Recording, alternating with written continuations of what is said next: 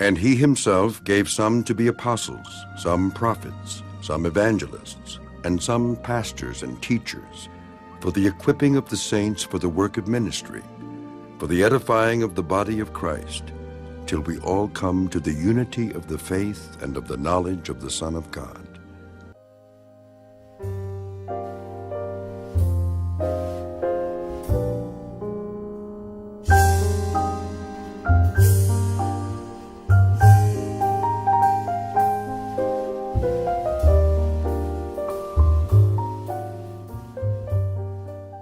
I'm going to talk now about parenting. Let me begin by giving you a child's version now of love and marriage. These are tips on love and marriage from kids age 5 to 10. Just their take on these things, which I think is important for us to realize. What is the proper age to get married? And Tom, who's 5 years old, says, once I'm done with kindergarten, I'm going to find me a wife. What do most people do on a date? Mike, he's 9 years old. He says on the first date, they just tell each other lies, and that usually gets them interested enough for a second date. When is it okay to kiss someone? Jim, he's 10 years old. He said you should never kiss a girl unless you have enough bucks to buy her a big ring and her own VCR, because she'll want to have videos of the wedding. Concerning why love happens between two particular people, Jan, who's 9, says, no one is sure why it happens, but I heard it has something to do with how you smell. That's why perfume and deodorant are so popular. On what falling in love is like, Leo, he's 7, he says, if falling in love is anything like learning to spell, I don't want to do it. It takes too long. On the role of good looks in love, Jeannie, she's 8, she says, if you want to be loved by someone who isn't already in your family, it doesn't hurt to be beautiful. Gary, 7, it isn't always like just how you look. Look at me, I'm handsome like anything, and I haven't got anybody to marry me yet.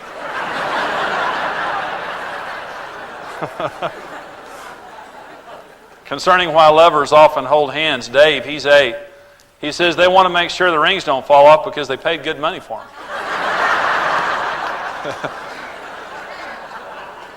Confidential opinions about love. Anita is 6 years old and she says, I'm in favor of love as long as it doesn't happen when The Simpsons is on.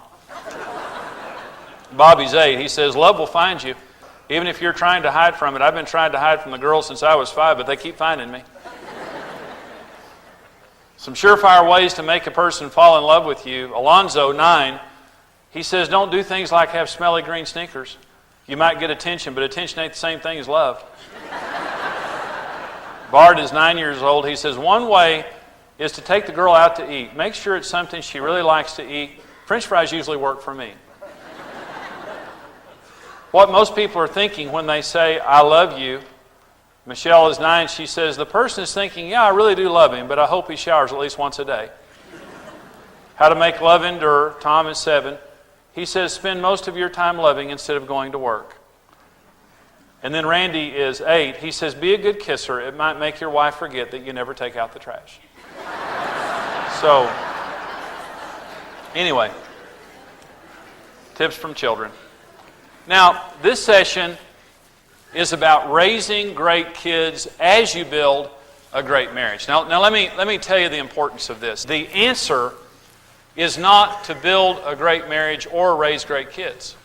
You haven't really succeeded unless you can do both at the same time. And that's really where the challenge is for most people. Now, we're going to look at 2 principles related to this issue. Two principles that are absolute principles in your marriage if you're going to be able to produce great children from a great marriage scenario. And so here are the 2 principles now that we need as parents to establish in our home to make sure that our children are a unifying force in our marriage and our marriage is actually prospering as our children prosper, and it's not one or the other. The first principle now of raising great children as you build a great marriage is this.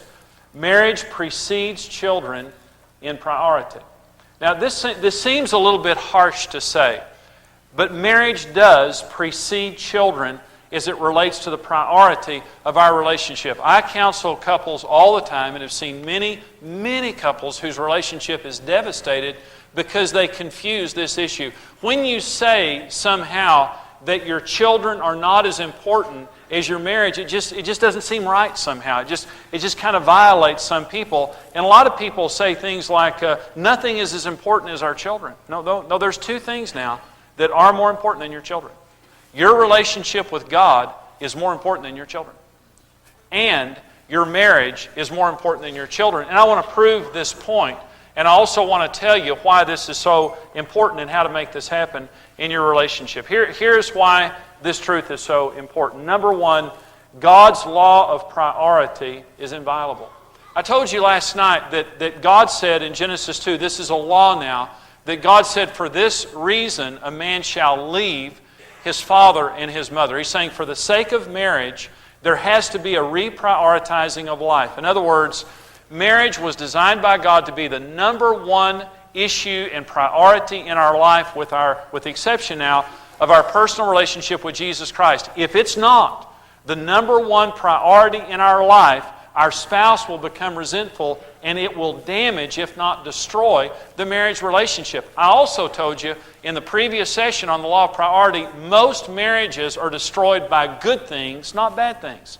It's normally not an evil thing that destroys a marriage relationship. It's a good thing out of priority. Children can destroy a marriage relationship if there's not a clear understanding that your marriage is more important than your children. It's an inviolable principle. It's an inviolable law. You can't violate it without damaging something. And so that's number one. Number two, reason why this is so important, our relationship with God and our spouse is what enables us to be good parents. The foundation of being a good parent is my relationship with God, the integrity of my relationship with God and my spouse. Do you realize if you're not full of the Holy Spirit, you're going to be a bad parent? You realize that? Again, Galatians 5:22, the fruit of the Spirit is love, joy, peace, patience, kindness, goodness, gentleness, faithfulness, and self-control. Do you know that your children need to see you joyful? They need you to be patient and long-suffering with them. They need you to be kind, and the only way that you're going to do that is if you're full of the Holy Spirit. If you neglect your relationship with God to be a good parent, you don't understand. Neglecting your relationship with God means you can't be a good parent. You may be a good parent in your own eyes, or compared to your friends or your mother or your father or something else. But you're not a good parent in God's eyes when you're forsaking the relationship with Him. God and the priority of God is the most important thing in your life. Well, also, the number one thing that a parent does in their child's life is model success for them. You can't give away what you don't have. If you have a bad marriage, that's what you're going to transfer to your children. Parents need to model success. What does that mean? That means when your children grow up, you want them to be like you. You want them to love your wife the way you love your wife, to love your husband the way you love your husband. You want them to be in love like you, and you're sitting there saying, I don't think we want that. Then you're living the wrong way. If you don't want your children to be like you, you don't understand parenting. Because parenting is more caught than taught. They are going to look at your example, learn by that example, and be like you. And so what do kids need? They need to see you happily married, and they need to see you in love with Jesus. Are they important? Absolutely. Children are the third most important thing in your life, but they're not as important as your marriage or God. Let me give you an example of this, and it seems a little crude. When I was riding on an airplane one day, and I remember the stewardess standing in the aisle and making this announcement, and I'm sure you've heard this announcement on an airplane. And they say, in case the cabin depressurizes, these oxygen masks will fall down in front of your face. And then they make this announcement that just seems horrible. And they say, first of all, put your own mask on, and then put your child's mask on. Doesn't that seem a little brutal? I mean, it's just like, what? What did they just say? You know, my child's over there turning blue, and I'm putting my own mask on? Let me tell you what the principle is there. Dead parents can't rescue their children. That's the principle. And the reason that you have to put your own mask on first is because you are your child's Savior. You are their God in that situation. You're their rescuer in that situation. And you're not going to do them any good if you're not doing good. And if you're sitting there gasping for air, what hope do you think they can put in you? And so you're sitting there and you're beating yourself to death, and you're forsaking your marriage and forsaking your health and forsaking your relationship with God and forsaking this, and you're saying, boy, aren't we being good parents? No, you're not being good parents. And you can pat yourself on the back as long as you want to. you are not doing those kids any good when you're not full of God and you're not in love with your spouse. They need to see you in love. And what many parents do is they forsake their marriage for the sake of their children, and they don't understand that the children need to see them in love. Your marriage enables you to be a better parent, because when you're intimate in marriage, you're partners. They see you as a unit and as a union, raising them. They see the things they need they see the things they need to see for them to grow up and to live successful lives. So this is something we need to understand. Here's the third reason it's so important. Our relationship with God and our spouse creates happiness and security for our children. You need to understand that children are extremely sensitive to the environment they live in. Now listen to this. This is research. Did you know if mom and dad are fighting and they never even fight in front of the children, which you should not do, but even if you're not fighting in front of the children, children will immediately know something is wrong with you and they begin to internalize it. And a lot of the physical problems children have, it's because they're stressed out over their parents' problems. They need to see you happy. They need to see you joyful. They need to see you full of the Lord. They need to hear you whistling, not moaning. And whenever your children see you and your relationship with God is good and your marriage is good, you need to realize that that gives them a sense of security. And again, we counsel kids all the time. In our school and in our youth group and our children's ministry, we counsel kids all the time, and they come from these homes, and these kids are nervous wrecks. And in many cases, these kids have to take drugs just to get up and be able to go to school every day because mom and dad are such a mess. Mom and dad are fighting all the time. They don't get along, this and that. You can't. For you to be a good parent, you have to stop and say, my children need me to be in a good relationship with God and in a good marriage. Whatever it costs me to have a good relationship with God and a good marriage, my children need that for me because it empowers me to be a good parent. And the better I'm doing with God, the more secure this home is going to be. And the better we're doing with each other, the more secure this home is going to be. And so some people just think, well, we have a horrible, we're not doing good with God, we have a horrible marriage, but we're pretty good parents. No. To be good parents, you have to have a good relationship with God, and you have to be working on your marriage. It doesn't have to be perfect, but you have to be applying yourself to your marriage. Now let me tell you another reason why this is so important. Raising children is a temporary task, but marriage is for a lifetime. Now, I had men tell me, our kids are grown now, so I'm telling you, our house, we have an empty nest. And I remember when our kids were growing up, and Karen mentioned earlier, a lot of you have little kids and you think they'll never grow up. They do grow up, and they leave. And when they leave, your life is much different. Let me say this. Karen and I married, and we had no kids there. And now we have no kids there. Now we have children. But your children, when they leave home, they don't want you following them around all the time. They want some distance there. Now, my son Brent, when he left home and went to college, he was gone. We sent him money and things like that, and we always had a great relationship with him, but he wasn't real dependent upon us. But my daughter, when she left home, but from the time that she left home until the time she was married, still, I was her father. She was emotionally dependent upon me and spiritually dependent upon me to pray with her and help her and all of that. Someone told me one time, some man told me, they said, the day that you walk your daughter down the aisle, you'll be a nervous wreck. And I thought, well, I know you're probably like that because you're weak, but I won't be that way. In fact, I'm glad she's getting married. And I'm just, she has a wonderful husband. Corey is just a wonderful husband. And I just thought, she's going to marry a great guy. I am so happy walking her down the aisle. I'm just going to be thinking, isn't this fantastic? It finally happened. She grew up. She got married. Wow, will I feel relieved. Well, it was right here in this place that I gave my daughter away. I made the horrible mistake of doing her wedding ceremony. I cried through the whole thing. And my family, after the wedding was over, did not come up to me and say, you did such a wonderful job. They said, why did you sniffle during the entire ceremony? You ruined it. In the microphone, all we heard was, and I says, well, excuse me. But it's true. I was a wreck. I was standing right out there with Julie on my arm. It was horrible. I started having flashbacks. And I remembered the hospital. The old Northwest Texas hospital downtown is where Julie was born. And I remember the first time this is what I'm thinking about. I'm not trying to think about this stuff. I remember, though, the nurse bringing her in and showing her to me. I remember that while I'm walking her down the aisle, and I'm just a wreck. And I remember her as a little bitty girl and all the memories. And I'm getting emotional talking about it. And I remember her as in elementary. I'm just remembering all this stuff. And I'm walking her down the aisle.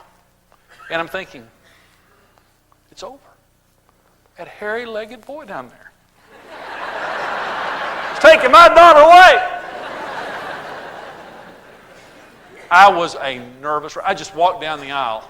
And I mean, it was my family turned around and looked at me and said, oh, my God. So I'm standing right down there, and Tom Lane is up here, and he's going to take the wedding to the point where they say, who gives this woman to be married to this man?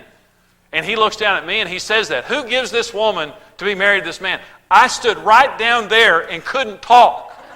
There's never been a moment in my life I couldn't talk. I was talking in my mother's womb. Hey, let me out of here. Hey.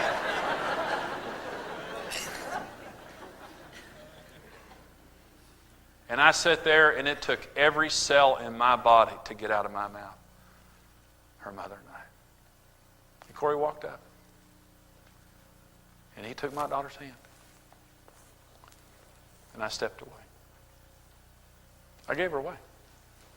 And when I gave her away, I gave her away. Corey doesn't want me calling saying, hey, tell me what's going on over there.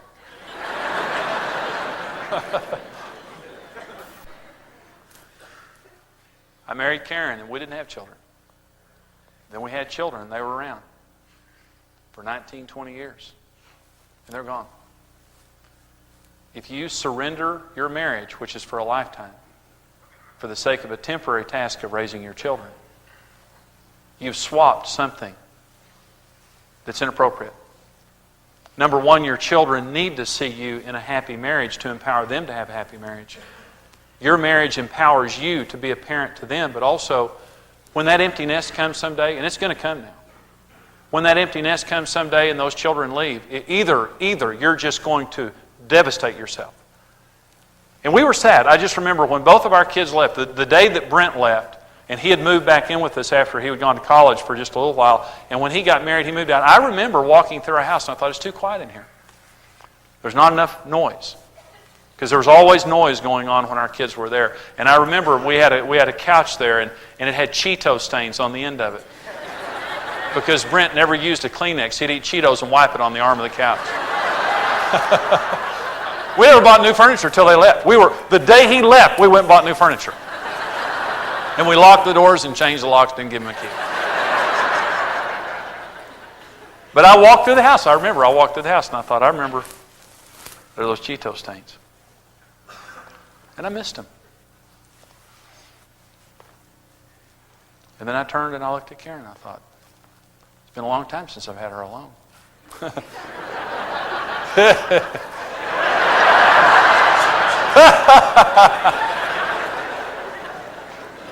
I got the sister by myself again. Was I sad? Yeah, I was sad. Was it emotional? Yeah, I was emotional, but I had a good marriage. And since the day our kids left, it's been such a special time for us to be alone together again. But for many people, when their children leave, their marriage collapses. Here's what happens when you forsake your marriage for the sake of your children. Number one is it sends you into despair when your children leave.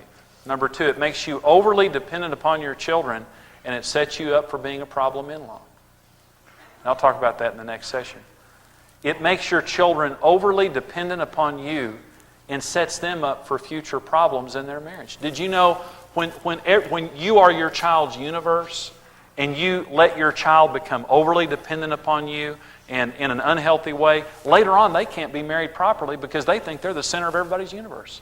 They've never been trained properly. They just thought that everything revolved around them. Number four, it creates resentment within your spouse that increases over time. And this is what you find when a mother or a father has forsaken their spouse for the children, and those children leave. There's deep resentment there because of what's taken place. It can be repaired, but there's deep resentment.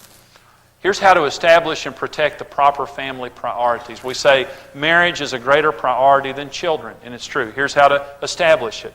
Number one, establish healthy disciplines and traditions.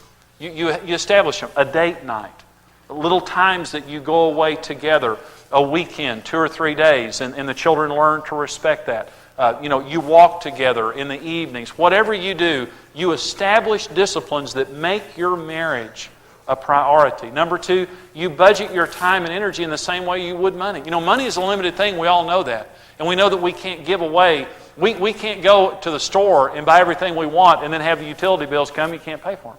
You know that your utility bills, you have certain overhead, it's a priority and you pay it first. What you do is you go to God and you say, God, you're first in my life. So what I'm going to do is I'm going to budget my time like I would my money. I owe God first. So He's going to get the first day of the week and the first hour of my day. And I establish that. The Sabbath is a discipline and a quiet time is a discipline that gives God His budgeted time, not the end of the time, not the tail end of the time. When it comes around to it and when I'm tired. But the first day of my week, Sunday's not the last day of the week, folks, it's the first day of the week. God gets the first day, and I wake up and give Him the first hour of every day. That way, when I tell Him I love Him first, it's not a lie, it's a discipline. And it's going to stay that way because it's a discipline. Well, what about my marriage? I budget my time like I would my money. I owe my wife second. I owe my spouse second. God gets the first, my spouse gets the second. And so I budget time. I'm going to give you this much time. 2 evenings a week, especially for us, or a day a week, or whatever it is. We're going to budget time, and you're going to come first. I'm not going to make you empty promises that never come true because the time's never available. I'm going to put you up front and give you the time. And then it's our children come next. And here's the third thing. You protect higher priorities from lower ones. Now, children are naturally selfish and self-absorbed. You've got to train them to respect your marriage. Now, Karen and I, when our kids were growing up, we put them to bed. Our kids went to bed early when they were growing up. We put them to bed like when they're little bitty, like 8 or so, or 7:30. We didn't ever make our kids go to sleep because you can't make kids go to sleep. They could not watch television or anything, but they could read. Our children were voracious readers, and we kept good reading material around for them, but we trained them, Mom, this is Mom and Dad's time. We come home, we spend time with you, and then your time's over. And we're going to focus on each other. And we trained them now that we had time alone together. Now, they didn't know why we walked into a room and we locked our door. They didn't know that when they were kids. When they found out, they were disgusted. But we did. We would go. They had their time, and then they knew Mom and Dad had their time. Now let me tell you how selfish kids are now. So they think that they have an absolute right to you 24 hours a day. You know that. So Karen and I are in our bedroom with the door locked in an intimate way. Our daughter picked the lock. Walked in, hey, what are y'all doing? I said, get out. See, your children. Thank God Karen got her way and it was dark and she had a flannel nightgown on. But anyway,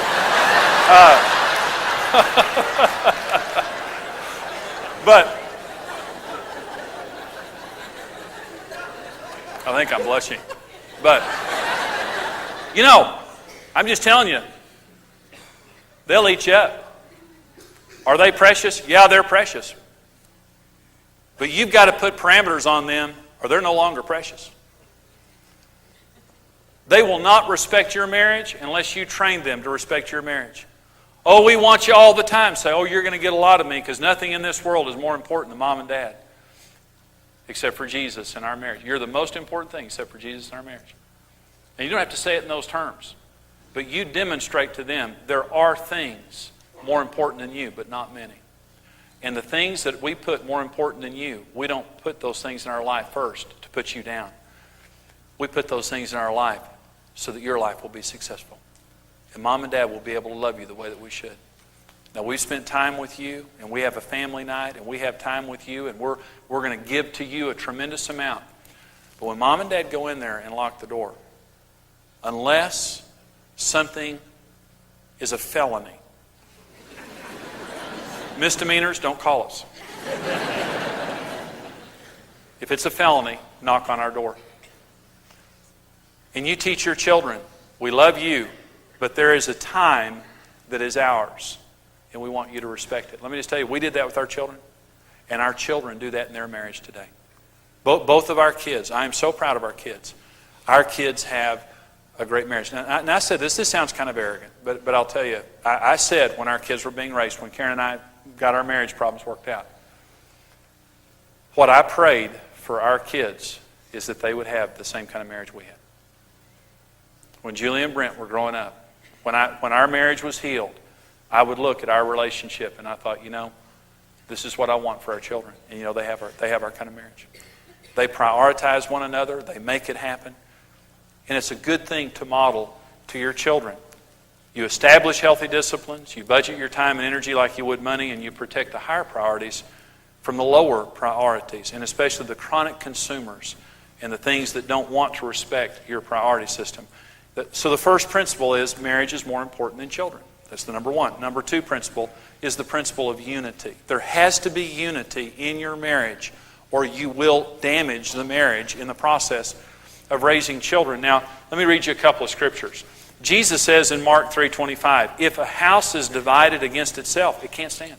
Well, that's just a scriptural principle. If the internal relationships of the house are not unified, it's doomed. That's why Satan comes to divide couples. He knows if he can divide you, he can conquer you. But listen to Genesis 11:6. It says, the Lord God said, indeed the people are one, and they all have the same language. Now nothing they propose to do will be held from them. This was at the Tower of Babel, and God came down and says, there's only one language on the earth. If I don't confuse them, they're going to be sending space shuttles into space. They're going to put telescopes up here to look right up my nose. They're going to clone human beings. If I don't divide, these people, they're not in my will, and they're doing an ungodly thing, but even out of my will, in their ungodliness, because they're unified, nothing is impossible. Jesus says if a house is divided, it cannot stand. God says because they're one, anything they want to do will be possible for them.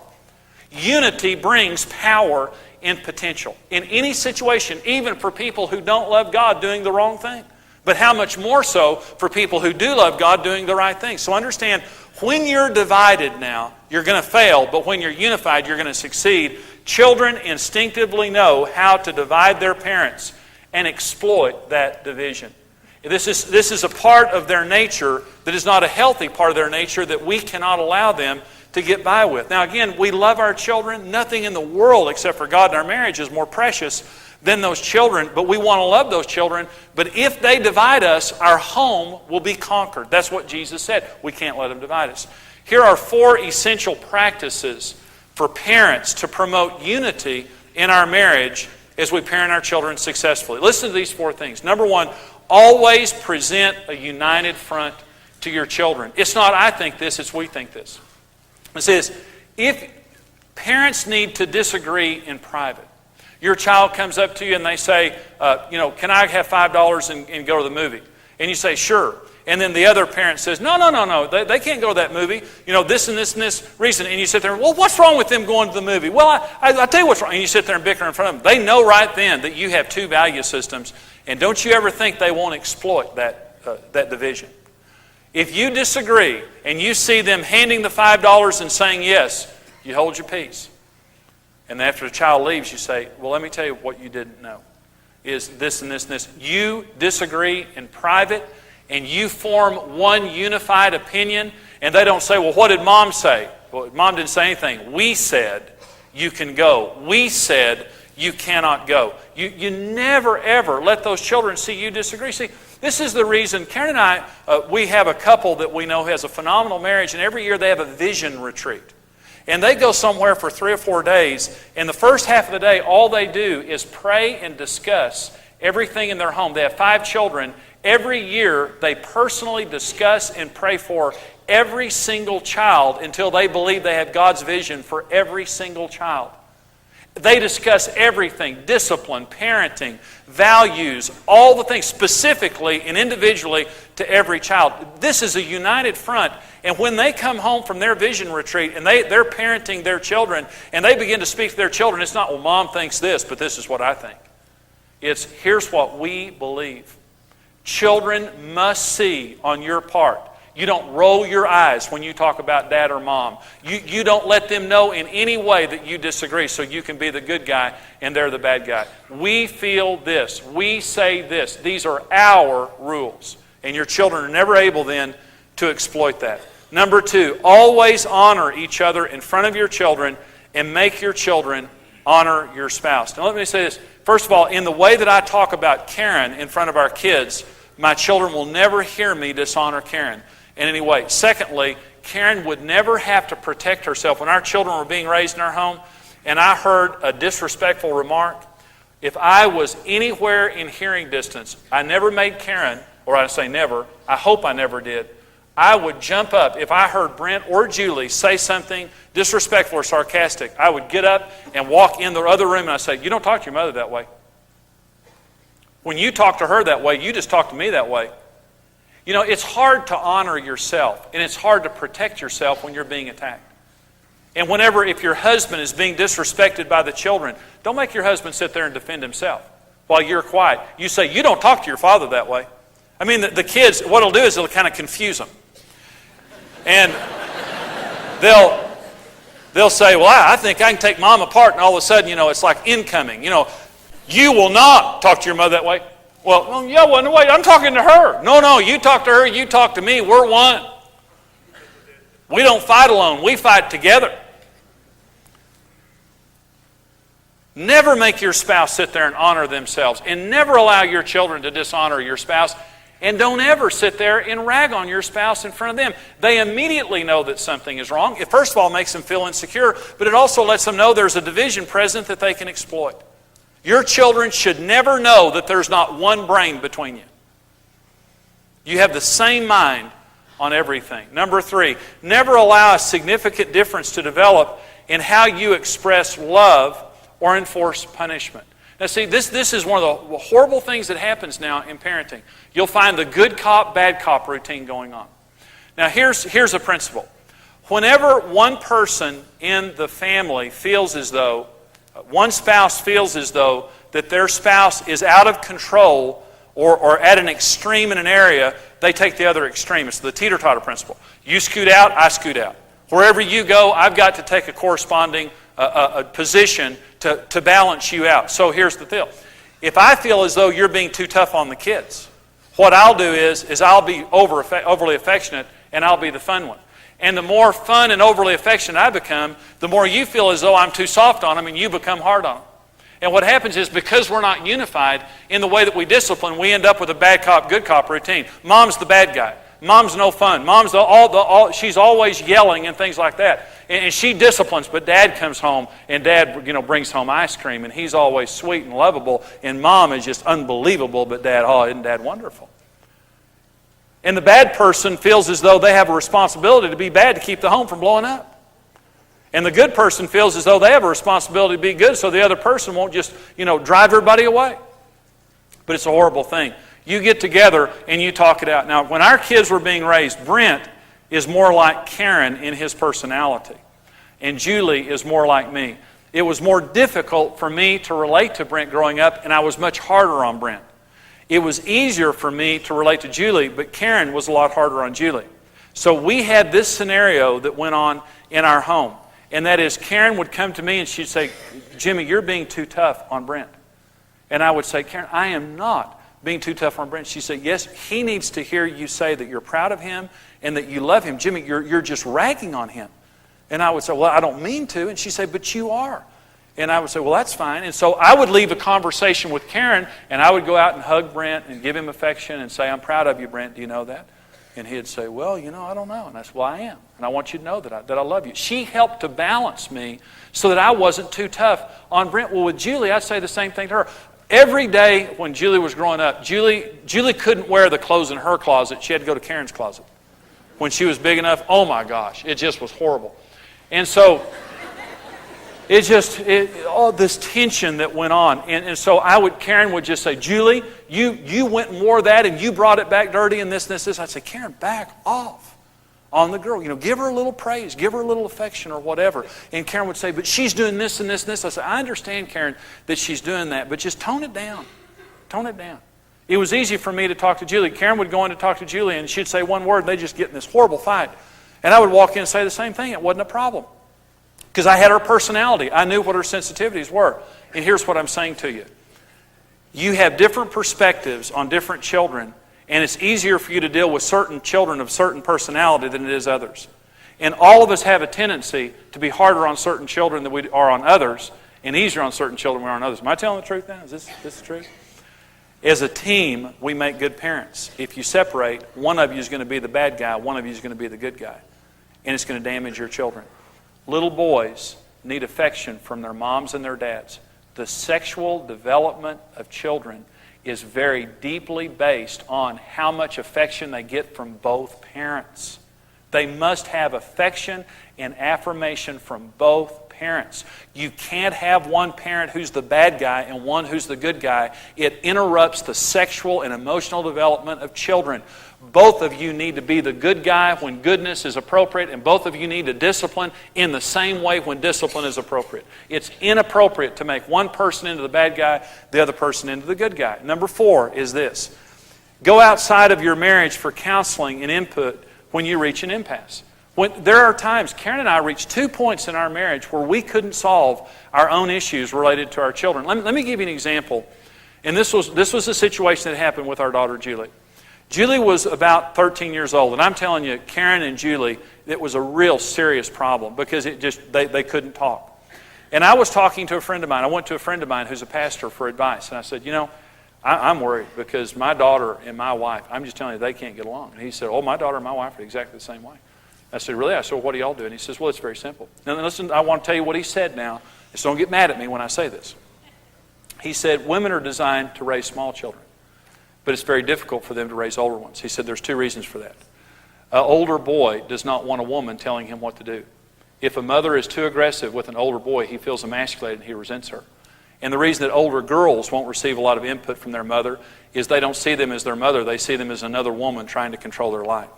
And older girls don't want their mother telling them what boy to choose, what dress to wear, what lipstick to wear, or anything like that. But they can receive it from their father. And what he told me is he said, both parents need to be a vital part of a child's development. But children need, as young children, women are physically and emotionally designed to nurture young children, but men are physically and emotionally designed to raise older children. And here's what he said. You be the disciplinarian to your daughter, and you be the communicator. Don't let Karen communicate directly to Julie unless it's an emergency. Anything that Karen has to say to Julie, let her say it through you. That way it takes away the tension between the relationship. And I said, really? And he said, that's what we've done, and it works. So we went home, and I talked about it with Karen, and she said, that's great. Now, Jimmy, I don't mind now, as long as you'll listen to me and honor me. And I said, Karen, I will listen to you and honor you. When you have a problem with Julie, just come to me. So Karen comes to me 3 minutes later.